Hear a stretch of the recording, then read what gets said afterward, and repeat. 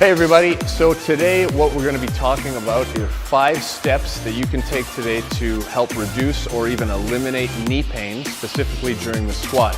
Very, very simple to implement either at home or in the gym, so follow us.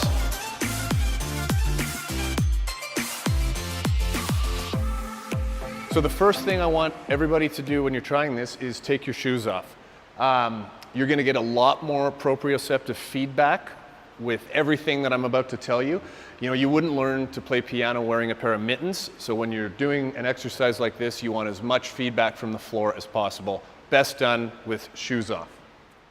So the second thing I want you guys to do is take a little bit of a wider stance and point your toes out a little bit.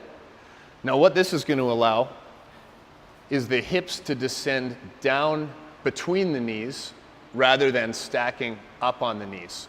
So the whole reason behind this video is to prevent knee pain or eliminate knee pain. So of course, the more you bend the knees right off the bat, the more the force is going to go into the knee itself. So by widening the stance, you're going to allow your hips to come down in between your knees, reducing some of the stress at the knee.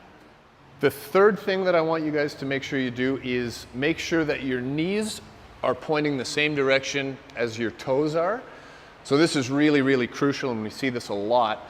You can see the knees are pointing forward, yet the toes are pointing out. So that's going to create a little bit of torque, often at the inside of the knee. So what I'm going to get Shani to do is just push her knees out so that they're pointing in the same direction as the toes. That way now the ankle and the knee are lined up, and you can often eliminate the feeling of internal pain and internal torque at the knee.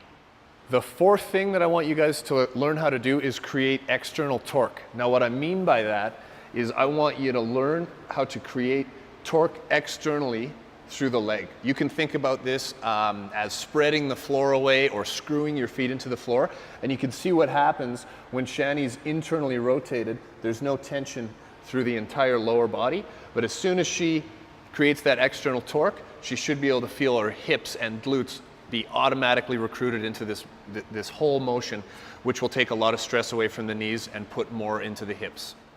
So the fifth and final thing that I want you guys to work on is sitting back a little bit before you start to go down. Now again, the whole purpose of this video is to eliminate or reduce knee pain.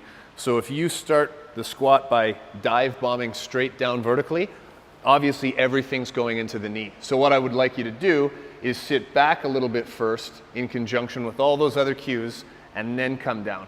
What that's going to do now is put a lot more work into the hip and a lot less work into the knee. Okay, so just to wrap it up, we listed 5 steps to reduce knee pain or eliminate it during a squat. These are very general guidelines.